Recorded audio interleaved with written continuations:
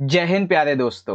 बहुत बहुत स्वागत है आप सभी का आज के इस वीडियो में। और आज की ये जो स्पेशल वीडियो है, ये वीडियो बहुत ही ज्यादा इंपॉर्टेंट होने वाली है बच्चों। क्लास 12 के पॉलिटिकल साइंस, हिंदी में कहें तो आपके राजनीति विज्ञान के सब्जेक्ट। ठीक है, तो जैसा कि आप सभी को पता है कि आज यानी कि 20 मार्च 2023 को आपका पॉलिटिकल का जो सीबीएसई बोर्ड का पेपर था, ये हो चुका है। तो इस वीडियो में हम उसी क्वेश्चन पेपर का कंप्लीट यहाँ पे सॉल्यूशन देखने वाले हैं, आंसर की यानी कि मार्किंग स्कीम को देखने वाले हैं। पूरा का पूरा सॉल्यूशन आपको हिंदी में समझा दूंगा और इंग्लिश मीडियम के बच्चों के लिए आंसर दिखा दिए जाएंगे, जिससे कि सभी वीडियो को पूरा एंड तक देख लेना। ठीक है, वीडियो के एंड में आप मुझे जरूर बताइएगा कि आपके 80 आउट ऑफ कितने मार्क्स आ सकते हैं इस आंसर की के हिसाब से। ठीक है, तो आइए शुरुआत करेंगे हम अपने आज के पेपर के सॉल्यूशन को। ओके, तो यहाँ पे हमारे पास जो सेट है वो सेट नंबर 1 है बच्चों। ठीक है, और सॉल्व करने की बात करते हैं तो पहले पेपर का पैटर्न आपको जैसा हमने सेम बताया था, सेम टू सेम वही आया है, जिसमें आपके 12 एमसीक्यू, 2 नंबर के 6 क्वेश्चन, 4 नंबर के 5 क्वेश्चन, कार्टून और अवतरण यानी कि गद्यांश रोमांचित 4 नंबर का, और 6 नंबर के आपके 4 क्वेश्चन, जिसमें चॉइस है सभी में। ठीक है, क्वेश्चन आंसर की शुरुआत करेंगे और मार्किंग स्कीम में आपको दिखा देता हूँ एक बार आपको। ये रही हमारी मार्किंग स्कीम है जो कि बनाई हुई है एक्सपर्ट टीम के द्वारा। देखते हैं। ठीक है, तो दिया गया बच्चों कि भारत और नेपाल के संबंधों के बारे में निम्नलिखित में से कौन सा कथन सही नहीं है। तो ये आपने पढ़े हुए हैं तो आपको ज्यादा बताने की जरूरत है नहीं, सीधा आंसर बताऊंगा। नेपाल जो है ये सदैव भारत की नीतियों का अनुसरण करता है, ये गलत है, क्योंकि नेपाल एज ए कंट्री उसकी अपनी खुद की पॉलिसीज भी होती है। तो इंडिया की पॉलिसी वो क्यों अडॉप्ट करेगा, है ना। तो डी आपका राइट हो जाएगा। ठीक है, वेल यहाँ पे जो आपका ऑप्शन यहाँ पे ए लिखा हुआ है ना, ये गलत है, डी यहाँ पे राइट है आपका। ओके, आगे बात करेंगे तो सेकंड में दिया हुआ है बच्चों कि जो बड़ी बड़ी बहुराष्ट्रीय कंपनियां होती हैं, ये हमेशा विकासशील देशों में या फिर विकसित देशों में क्यों अपना निवेश करती है, क्यों पैसा लगाती है। तो इसलिए लगाती है भाई क्योंकि विकसित है, विकासशील है, अविकसित है, तो इसलिए क्या होगा, यहाँ पे ये अपनी संपत्ति को बढ़ा सकती है, अधिक से अधिक मुनाफा कमा सकते हैं, पैसा कमा सकते हैं। ठीक है ना, इसीलिए निवेश करती है। ठीक है, तीसरा क्या है, निम्नलिखित रिक्त स्थान के नीचे दिए गए एक किसी उपयुक्त पद से भरिए। क्या है, डैश का अर्थ होता है ऐसी प्रगति जो वर्तमान पीढ़ी की आवश्यकताओं को भावी पीढ़ी की आवश्यकताओं के साथ समझौता किए बिना पूरी करता है, यानी कि वर्तमान पीढ़ी की आवश्यकताओं को भी पूरा कर देता है। ठीक है, आने वाली जो पीढ़ी है उसके लिए भी संसाधन बचा के रखता है। तो इसको क्या बोलते हैं, इसको टिकाऊ विकास बोलते हैं, यानी कि सस्टेनेबल डेवलपमेंट बोलते हैं। ठीक है, उसके बाद में क्वेश्चन फोर्थ है बच्चों कि किस आधार पर भारत जो है ये संयुक्त राष्ट्र सुरक्षा परिषद की स्थायी सदस्यता का दावा करता है। तो बहुत से हैं, बेसिकली कोफी अन्नान महासचिव जो थे बेसिकली यूएनओ के टाइम पे, महासभा के, तो उन्होंने इस बारे में बात बताई थी कि ऐसी कंट्री जिसका क्षेत्रफल बहुत ज्यादा होगा, यूएनओ में अंशदान बहुत ज्यादा होगा, विशाल जनसंख्या होगी, बड़ी आर्थिक ताकत होगा, सांस्कृतिक विविधता पाई जाएगी वहां पे, वो इसमें शामिल हो सकता है। ठीक है, लेकिन परमाणु क्षमता या फिर धर्मनिरपेक्ष देश होना, ये तो बहुत सारे होते हैं, बट ये नहीं होगा। डी आपका राइट है यहाँ पे। ठीक है, मैं आपको दिखा देता हूँ, पहले का डी, दूसरे का भी, तीसरे का सी, चौथे का डी आ जाएगा। ओके, इस तरीके से आपको इंग्लिश में समझा देंगे। तो पहले का आपका ऑप्शन नंबर डी हो जाएगा बच्चों, सीधा आंसर में बताऊंगा।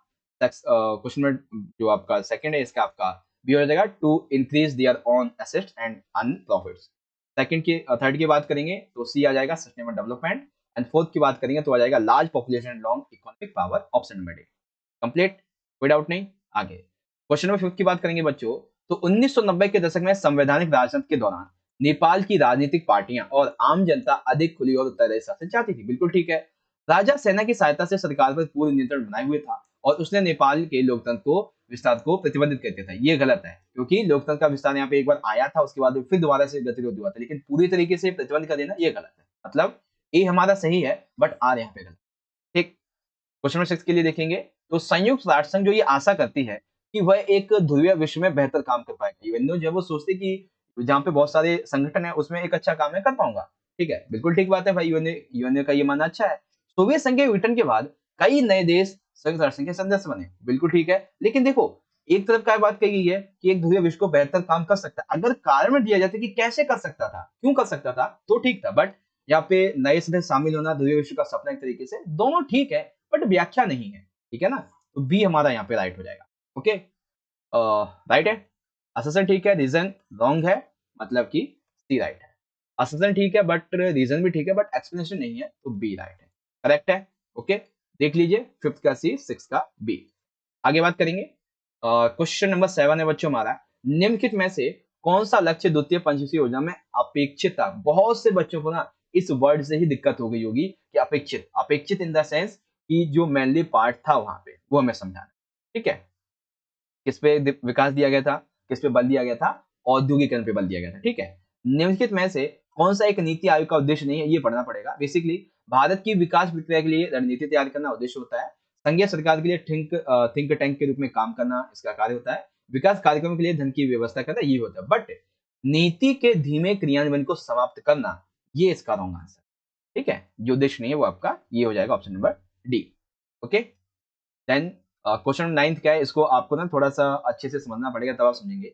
जैसे कि लाल बहादुर शास्त्री की प्रधानमंत्री के रूप में नियुक्ति कब हुई थी, ताशकंद समझौता कब हुआ था, चौथा आम चुनाव कब हुआ था, विवेक राष्ट्रपति कब चुने गए थे। तो देखेंगे लाल बहादुर शास्त्री की नियुक्ति कब हुई थी, 1966। ठीक है, ताशकंद समझौता 1900 ये भी 1966 में ही हुआ था। ठीक है, बट ये उनके पहले में हुआ था। ठीक है, लेकिन अगर लाल बहादुर शास्त्री जी की मृत्यु हो गई ना 66 में, तो 64 में उनकी नियुक्ति हुई थी, क्योंकि जो क्या नाम थे जवाहरलाल नेहरू जी की मृत्यु होगी तो उसके बाद। ताशकंद समझौता 1966।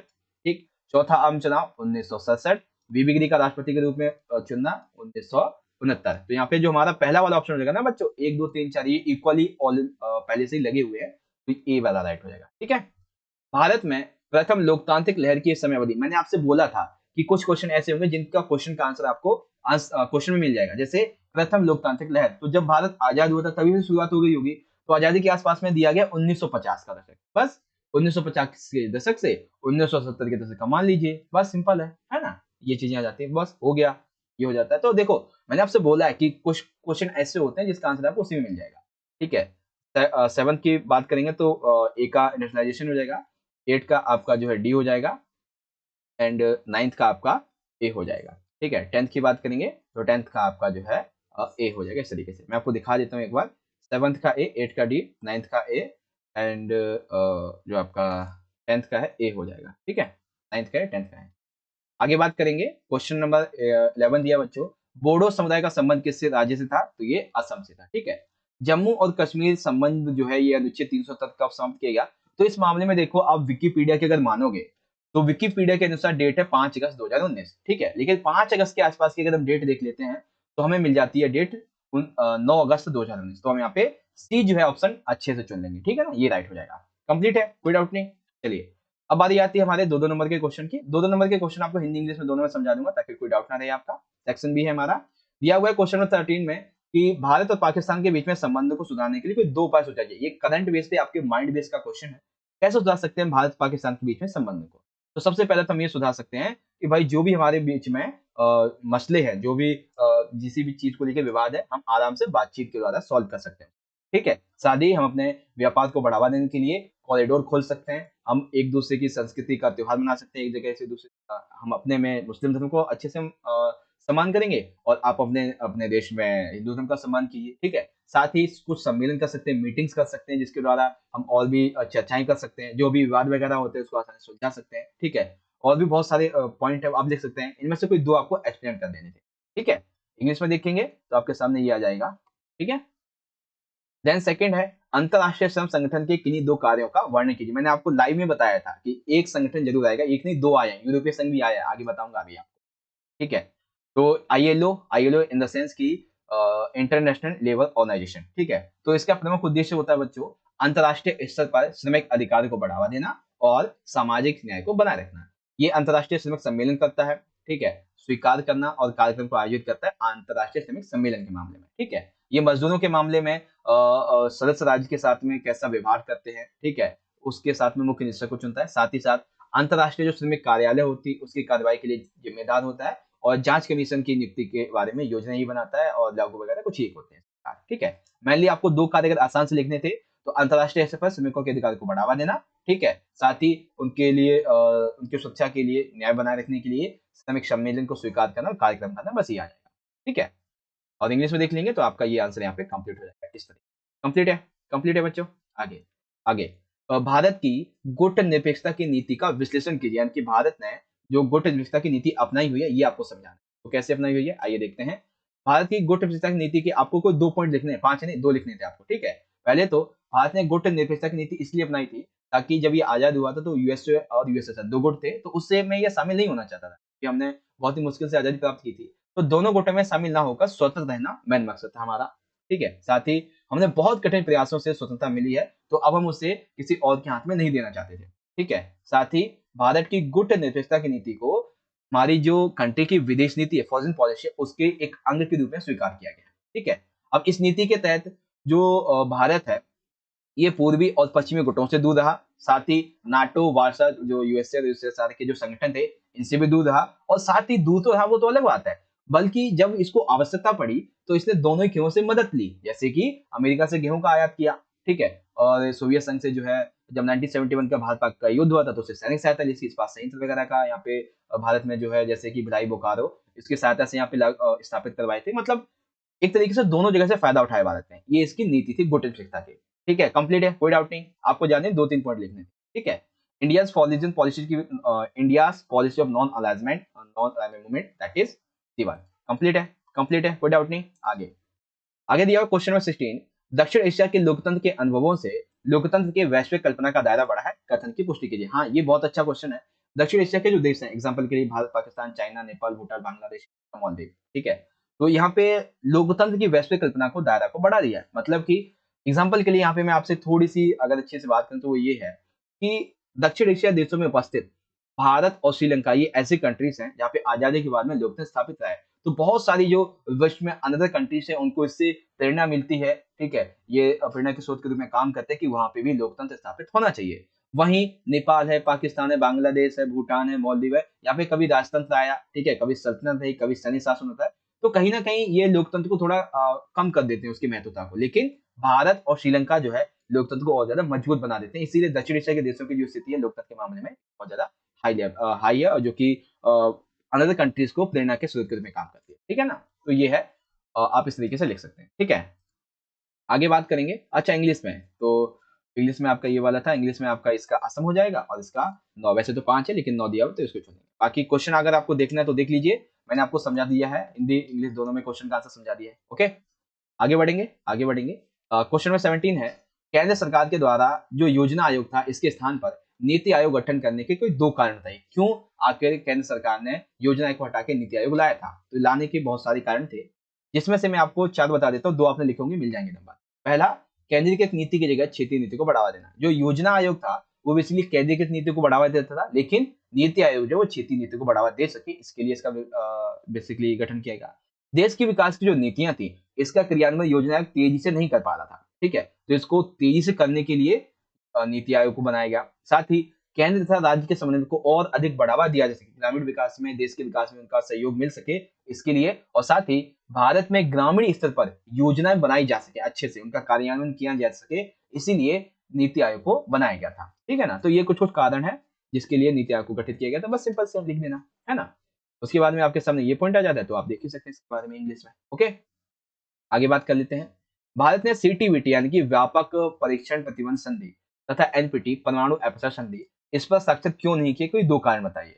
तो भारत ने इस पे साक्षर बहुत सारे कारणों की वजह से नहीं किए, क्योंकि भारत के अनुसार ये जो नीति है, भारत ये कहता है कि ये भेदभावपूर्ण नीति है। क्यों भाई? क्योंकि ये एक तरीके की विकसित देशों की चाल है जिसके माध्यम से वो ये चाहते हैं कि पूरे विश्व में किसी के पास में कोई परमाणु हथियार ना रहे और पूरे विश्व में इनका ही जो खौफ है, दबदबा है, बना रहे। ये विकासशील देशों पर एक तरीके से प्रतिबंध लगाना चाहते हैं परमाणु हथियारों के मामले में। ठीक है, खुद के पास तो है लेकिन दूसरी कंट्री के पास नहीं होना चाहते, क्योंकि उन्हें भय है अगर दूसरी कंट्री के पास में हो गया तो वो कभी भी मतलब हमारा दबदबा नहीं रहेगा जो विकसित देश है, इसीलिए। ठीक है, तो भारत इसलिए इसका विरोध करता है।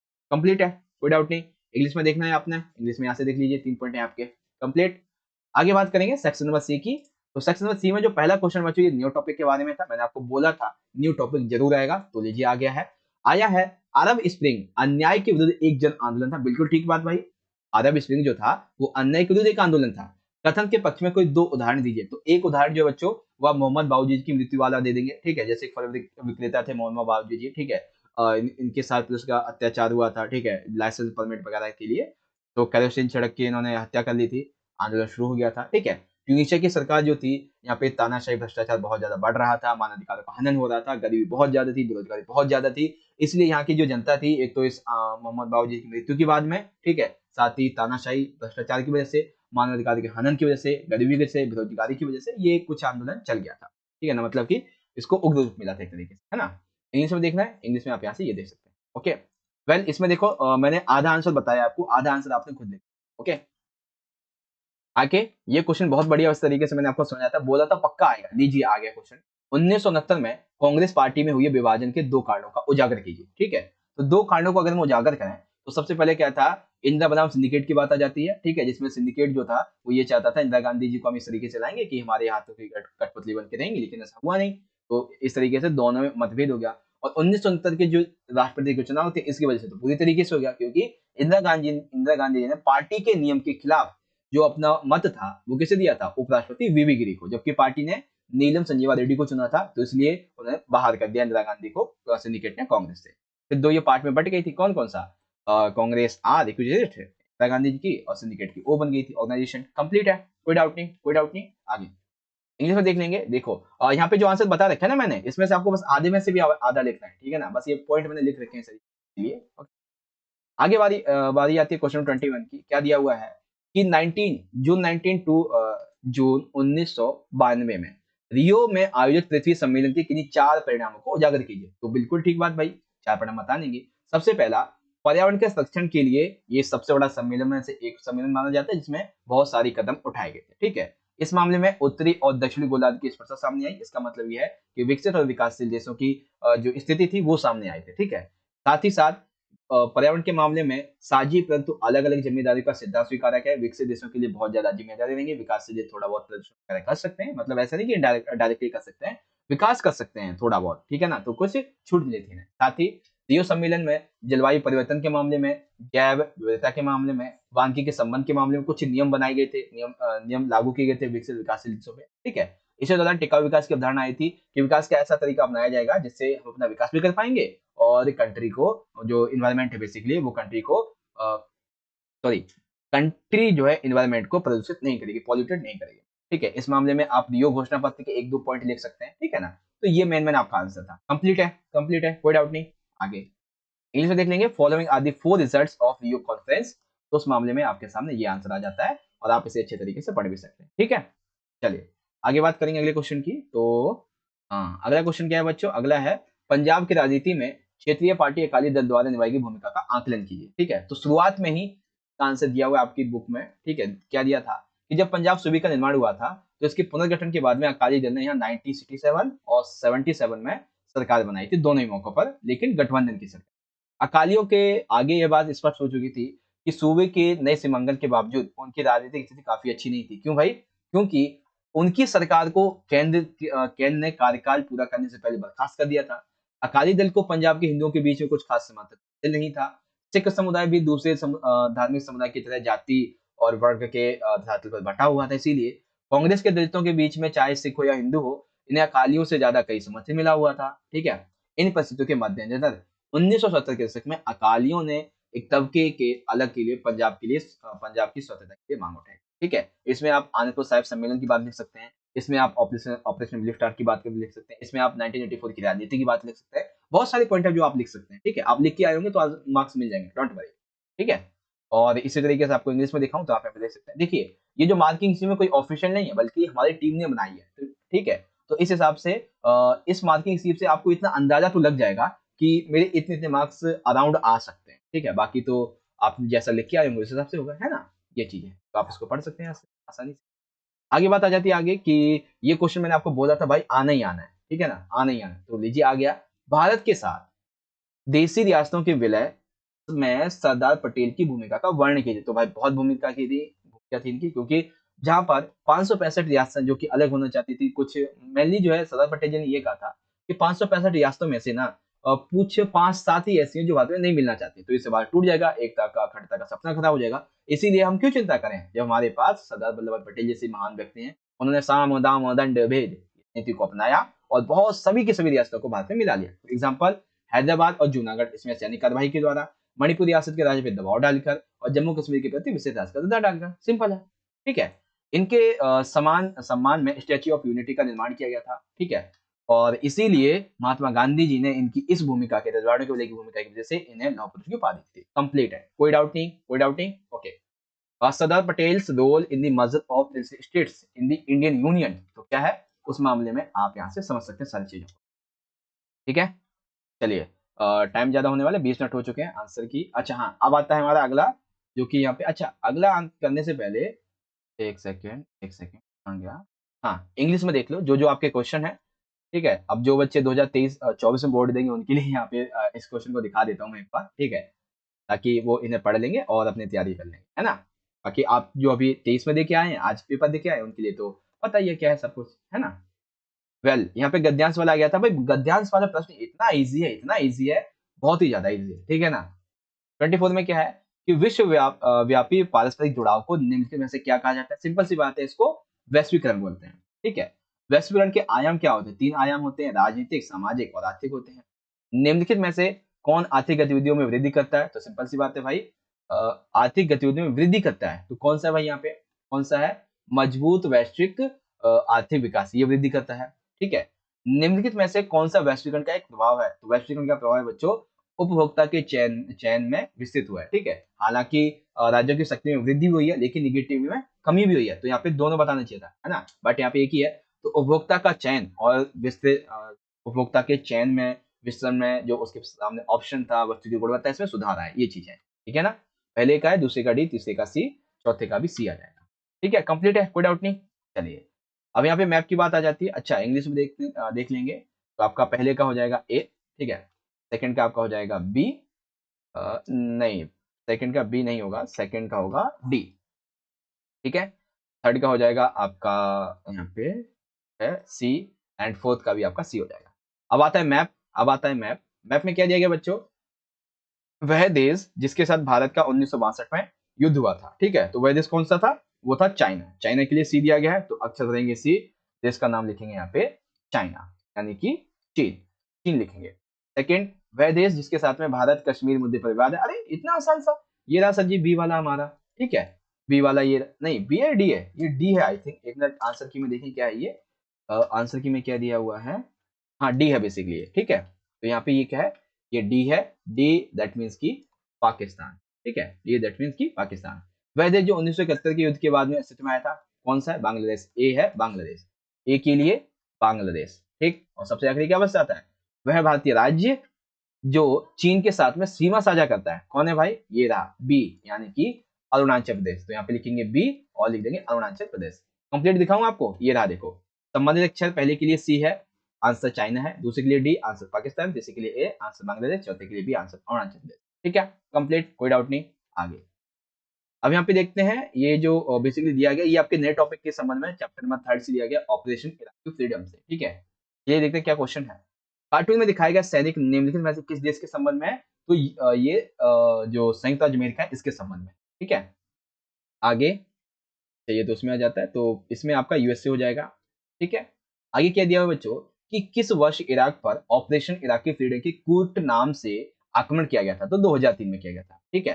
प्रथम खाड़ी युद्ध को निम्नलिखित में से किस अन्य नाम से जाना जाता है? ऑपरेशन एंडूरिंग फ्रीडम, इस नाम से जाना जाता है, किस नाम से? बेसिकली ऑपरेशन इराकी फ्रीडम को हम किस अन्य नाम से जानते हैं? इराकी फ्रीडम को हम ऑपरेशन एंडूरिंग फ्रीडम के नाम से भी जानते हैं, ठीक है ना? डी है। और आपको इसका तीसरे का आंसर मुझे बताना है कमेंट में, तीसरे का आंसर मुझे बताना है कमेंट्स में कि आपको ये जो इमेज दिख रहा है, ठीक है ना? इस इमेज में कौन सा ऐसी कंट्री है जो कि शामिल है किस मामले में? खाड़ी के देश के मामले में। तो बताना है कमेंट में, जिसका राइट आंसर होगा उसमें पिन कर दूंगा, ठीक है? पिन कर दूंगा, हार्ट दे दूंगा, जिससे कि बच्चों को पता चल जाएगा ये राइट आंसर है, ठीक है? इसका आंसर आप कमेंट बॉक्स में देख लेंगे, ठीक है? कोई डाउट नहीं, कोई डाउट नहीं। आगे यहाँ पे दिया हुआ है कि खाड़ी देश है, सिंपल सी बात है। अच्छा, ये तो उसके लिए है, क्या बोलते हैं, आई सर्टिफिकेट्स बच्चे को लिए। आगे बात करते हैं 6 नंबर के क्वेश्चन, सारे के सारे वही क्वेश्चन है बच्चों जो आपको ऑलरेडी हमने करवाए हुए थे। पॉइंट टू पॉइंट आंसर की बात कर लेंगे, सीधा सीधा मैं आपको दिखाता चलूंगा। जैसे कि क्वेश्चन क्या हमारे सामने, क्वेश्चन हमारे सामने ये है कि यूरोपीय संघ के एक आर्थिक संगठन से आधिकारिक अधिकाधिक राजनीतिक संगठन में विकसित होने की प्रक्रिया को स्पष्ट कीजिए। बिल्कुल ठीक है बात भाई, पहले शुरुआत होती है इसकी दूसरे विश्व युद्ध में, पहले कमजोर पड़ जाता है तो अमेरिका के मार्शल योजना की शुरुआत की जाती है। तो 1948 में यूरोपीय आर्थिक सहयोग संगठन होता है और ये पूरी तरीके से विकसित होना शुरू कर देता है। यूरोपीय पश्चात स्थित स्थापना करता है ये अपने, ताकि राजनीतिक सहायता मिले, ठीक है? सोवियत संगठन की विघटन के बाद में 1993 में पूरी तरीके से का निर्माण हो जाता है। इसके पास राजनीतिक तौर पे अपना एक झंडा है, राष्ट्रगान है, स्थापना दिवस है, ठीक है? इसके पास खुद की विदेश नीति है, खुद की सुरक्षा नीति है, आंतरिक मामले न्याय से जुड़े मामले हैं, ठीक है? साथ ही इसके अगर हम बात करें, हाँ, घरेलू उत्पाद बहुत ही ज्यादा है, 12,000 अरब डॉलर से भी ज्यादा है, ठीक है? इसकी जो मुद्रा है यूरो, ये अमेरिकी डॉलर के खतरा बन सकती है पॉलिटिकल लेवल पे, ठीक है? इकोनॉमिकल लेवल पे भी, ठीक है? साथ ही अगर हम विश्व व्यापार की बात करें तो यूरोपीय संघ का अमेरिका से 3 गुना ज्यादा योगदान है, जो ये दर्शाता है कि कहीं ना कहीं व्यापार के मामले में यूरोपीय संघ बहुत तेजी से विकसित हो रहा है, और साथ ही विश्व व्यापार संगठन हो गए, अंतरराष्ट्रीय व्यापार संगठन हो गए, इसके निर्णयों को प्रभावित भी करता है। ठीक है ना? ठीक है, तो ये हो जाता है। यूरोपीय देशों के द्वारा साझा कृषि की नीति को अपनाया गया, जिससे कि वहाँ के देश खाद्यान्न संपन्न हो गए थे, काल कृषि खत्म हो जाएगी, और इंटरनेशनल लेवल पे जो भी बड़े-बड़े ऑर्गेनाइजेशन उनको ये प्रभावित करता है वर्तमान टाइम पे भी। ठीक है ना? तो इसमें मेनली आपका आंसर यही है, और आपने लिखा होगा तो मिल जाएंगे नंबर, टेंशन नहीं। और इंग्लिश में इस आंसर को देखेंगे, the European Union involved from an economic organisation into an official political organisation. ठीक है, तो ये रहा आपका आंसर, ये रहा आंसर, आप इसे पढ़ लीजिए अच्छे तरीके से। ठीक है बच्चों, तो मेनली क्वेश्चन वही है जो हमने आपको ऑलरेडी करवाए हुए थे। ठीक है, आगे, भारत को नया उभरता हुआ शक्ति केंद्र बनाने में किन्हीं 3 कारकों की व्याख्या कीजिए। बिल्कुल ठीक है बात भाई। सबसे पहला कारक आप बता देंगे मेक इन इंडिया मिशन। दूसरा बता देंगे कि जो हथियार वगैरह है वो खुद ही बनाता है, अब इसने इंपोर्ट करना खत्म कर दिया है। ठीक है, और साथ ही भारत जो है वो अब खुद से अपने जो सैनिक सहायता है, जो भी टेक्नोलॉजी है, क्या बोलते हैं, सैनिक मामले में वो खुद बना रहा है। ठीक है, इकोनॉमिकल कंडीशन की बात कर लें तो हर एक चीज के मामले में इसने जो है विदेशों से आने वाली वस्तुओं का कुछ मात्रा में आयात पर कमी लगा दी है। ठीक है, कम कर दिया बेसिकली आयात, क्योंकि खुद ही बना रहा है सारी चीजों को। साथ ही साथ वैश्विक लेवल पे पॉलिटिकली इसकी जो शक्ति है वो और मजबूत हो रही है। ठीक है, इसकी जो संस्कृति है वो अदर कंट्रीज में अपनाई जा रही है। विदेशी भारत में आके इसकी संस्कृति अपनाते हैं। बहुत सारे पार्ट है यहाँ पे जो लिखा होगा तो अच्छे तरीके से मिल जाएगा नंबर, टेंशन नहीं। सुरक्षा के लिए नए खतरे के रूप में आतंकवाद की व्याख्या किन्हीं 2 उदाहरणों की सहायता से की। ठीक है, तो भाई देखो, आतंकवाद की सहायता के लिए मैं मतलब कि खाते में एक एग्जांपल आपको देता हूँ।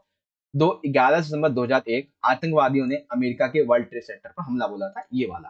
ठीक है, तो आप इस वाले को बेसिकली एक्सप्लेन कर देंगे। ठीक है, और एक वो जो मुंबई ताज होटल पे हमला हुआ था, आप वो भी लिख देंगे। आतंकवादियों का तो हमला था वो एक तरीके से, है ना? वो लिख देंगे। आतंकवाद होता क्या है इसके मामले में, बस ये पॉइंट लिख देंगे, मिल जाएंगे आपको 6 नंबर। मुंबई ताज होटल की घटना और 11 दिसंबर 2001 की घटना कंप्लीट है।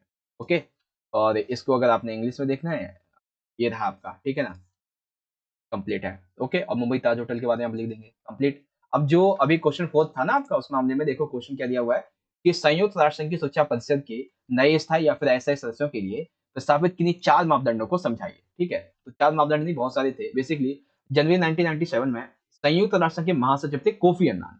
इन्होंने इस ओर कदम उठाया था कि नए स्थायी और अस्थायी सदस्य जो है इनके लिए मापदंड बताएं, जैसे कि बहुत बड़ी आर्थिक ताकत होना चाहिए, बड़ी सैन्य शक्ति होनी चाहिए, आबादी के लिहाज से बहुत बड़ा राष्ट्र होना चाहिए। ठीक है, संयुक्त राष्ट्र संघ के बजट में इसका बहुत अच्छा योगदान होना चाहिए, और ऐसा देश जो लोकतंत्र और मानवाधिकारों को सम्मान करे, ऐसा देश होना चाहिए। ऐसा देश जो अपने भूगोल, अर्थव्यवस्था और संस्कृति के लिहाज से विश्व की विविधता की नुमाइंदगी करता हो, ऐसा होना चाहिए। ठीक है ना? तो ये हैं वो सभी के सभी मापदंड जिस पे खरा उतरना चाहिए कोई देश, अगर उसे यूएनओ की सिक्योरिटी काउंसिल का सदस्य बनना है इस मामले में। कंप्लीट है, कोई डाउट नहीं, कोई डाउट नहीं, कंप्लीट। आगे इंग्लिश में देख लेंगे, criteria of membership of the security council, तो आपका यहाँ पे ये हो जाता है। ठीक है, अगला क्या दिया हुआ है बच्चों, अगला देखिए। अब ये क्वेश्चन नंबर 29 और जो 30 है काफी कंफ्यूजन वाले हैं। देखिए मैं आपको समझाता हूँ कैसे।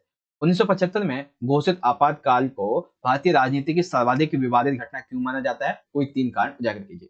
तो सबसे अधिक विवाद की घटना से क्यों माना जाता है इतिहास में आपातकाल को, इसलिए माना जाता है बच्चों क्योंकि यहाँ पे ऐसा माना जाता था कि देश की जो सरकार थी, इंदिरा गांधी की सरकार, उसके खिलाफ प्रदर्शन हो रहे थे, विकास रुक रहा था, तो उन्होंने बेसिकली आपातकाल लगा दी, लेकिन जो कि सही नहीं था। ठीक है, क्योंकि हमें लोकतंत्र में अधिकार है सरकार विरोध करने का। ठीक है, तो पहली बात। दूसरी ये, लोकतंत्र की गति अवरुद्ध हुई थी, क्योंकि आपातकाल जब लग गया था तो बेसिकली लोकतंत्र जो था पूरी तरीके से रुक चुका था, थम चुका था बेसिकली। ठीक है, इंदिरा गांधी जी ने आंतरिक गड़बड़ी का बहाना करके जो है अपनी कुर्सी को बचाया था। ये दर्शाता है कि कोई भी संविधान को इस तरीके से कैसे भी गलत तरीके से उपयोग कर सकता है।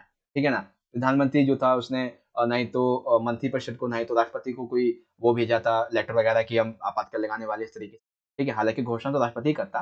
ठीक है, संविधान में वर्णित जो मौलिक अधिकार थे इनका बहुत ज्यादा हनन हुआ था। अनुच्छेद जो 21 था हमारा जीवन जीने का अधिकार, वो तक छीन लिया गया था। तो संविधान में वर्णित मौलिक अधिकार को छीनना कोई छोटी बात है ना? इसीलिए इसको बहुत बड़ी घटना माना जाता है। इवन लोकतंत्र के चौथे स्तंभ के रूप में मीडिया, इस पर तक प्रतिबंध लगा दिया था, सेंसरशिप लगा दी गई थी। ठीक है, साथ ही नेताओं को जीवन जीने के अधिकार के साथ साथ उनको पकड़ पकड़ के नसबंदी की जा रही थी। धार्मिक संस्थाओं को प्रतिबंध लगा दिया गया, जैसे कि आरएसएस है, जमात अल दावा, कुछ तरीके से थी उसको। ठीक है, नेताओं के साथ में ज्यादतियां हो रही थी, फोन टैप की जाती थी, मीसा का गलत उपयोग हुआ था। इन सभी, ये जो सभी घटनाएं हुई थी, ये इतिहास में ऐसी घटनाएं थी जिसे आज भी हम लोग याद करते हैं। ठीक है ना? आप कभी अपने दादा वगैरह से पूछेंगे ना, अगर वो तकरीबन 80-90 साल के होंगे, तो उनसे पूछना पूछना दादा दादा आपातकाल लगा था तो कैसे स्थिति रही थी, वो आपको ना बढ़िया तरीके से बताएंगे, है ना, क्योंकि उन्होंने इस चीज को झेला होगा। ओके, 1967 के चुनावों में कांग्रेस पार्टी के पतन के लिए उत्तरदायी किन्हीं तीन कारकों को उजागर कीजिए। तो भाई कांग्रेस पार्टी के पतन के तीन उत्तरदायी कारक मेनली जो है, सबसे पहले आपातकाल ही है, और आपातकाल के पॉइंट को ही यहाँ पे हमें उजागर कर देना है।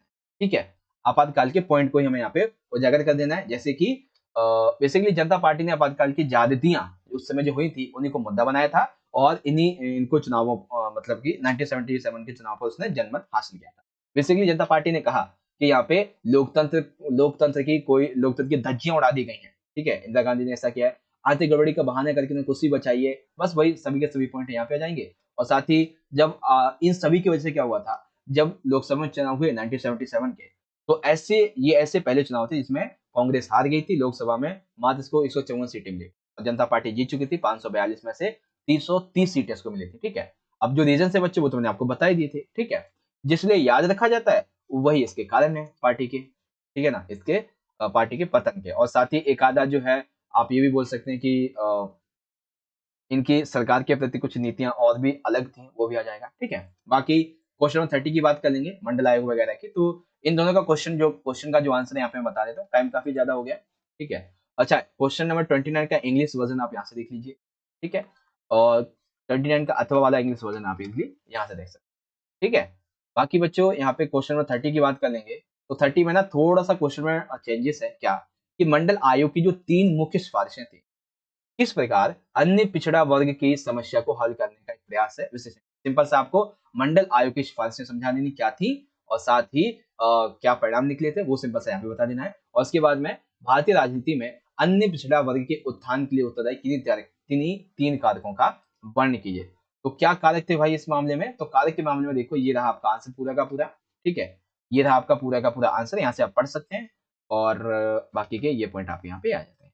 और ये अथवा वाली क्वेश्चन का आंसर आपको इंग्लिश में देखना है, तो ये रहा आपका इंग्लिश में, इस क्वेश्चन का आंसर ये रहा। ठीक है, आई होप आपको समझ में आ चुका होगा बच्चों, ये रहा आपका पूरा का पूरा कंप्लीट आंसर। ठीक है, 32 मिनट ऑलरेडी हो चुके हैं, बट यहाँ पे आज की वीडियो थी वो भी हमारी कंप्लीट। ठीक है बच्चों, तो इस तरीके से आज का आपका ये जो पेपर था बच्चों, ठीक है, ये कंप्लीट हो गया। अच्छा एक चीज मैं आपसे पूछना चाहूंगा, ठीक है, कि हमने जो 80 में से, ठीक है, 80 में से अगर मैं यहाँ पे देखूं पेपर में, तो केवल तकरीबन 7 से 8 नंबर, या फिर मान लीजिए कि 10 नंबर, ठीक है, 10 नंबर के क्वेश्चन ऐसे हैं, एक एमसीक्यू में है, और एक 2 नंबर वाला, एक 4 नंबर वाला। ठीक है, 6 नंबर वाले सारे करवा रखे हैं। ठीक है, मोस्टली देखा जाए तो मतलब कि 10 या 12 नंबर के अगर हम हटा दें, तो अराउंड 65 प्लस वही सेम टू सेम आपका क्वेश्चन आया बच्चों, जो हमने आपको सैंपल क्वेश्चन पेपर 3 से 4 करवाए हुए थे, 3 से 4 जो सैंपल पेपर आपको करवाए थे उसी में से। ठीक है ना, बाकी की अभी आपकी जो हिस्ट्री की तैयारी है, ठीक है, हिस्ट्री की तैयारी है, आज से ही हम शुरू कर देंगे। आज से आपके लिए सैंपल पेपर इंपॉर्टेंट क्वेश्चन की वीडियो हम लानी शुरू कर देंगे 29 मार्च के पेपर के लिए। ठीक है, बाकी आप सभी के 80 आउट ऑफ आपके कितने मार्क्स आ सकते हैं कमेंट बॉक्स में बताइएगा। बाकी आपको ये जो आंसर की थी कैसी लगी, आपको कमेंट बॉक्स में बता देना है। इसका राइट आंसर डी है। ठीक है, बता दीजिए कमेंट बॉक्स में कि आपका पेपर कैसा गया था, ठीक है, और कितने नंबर आपके आ सकते हैं, इन सारी चीजों को। बाकी मिलते हैं आपसे हिस्ट्री की वीडियो के साथ में, तब तक के लिए आप पढ़ते रहिए, अपना ख्याल रखिएगा, और इस वीडियो को देखने के लिए आपका बहुत बहुत धन्यवाद। मिलेंगे अगली वीडियो में। जय हिंद, वंदे मातरम।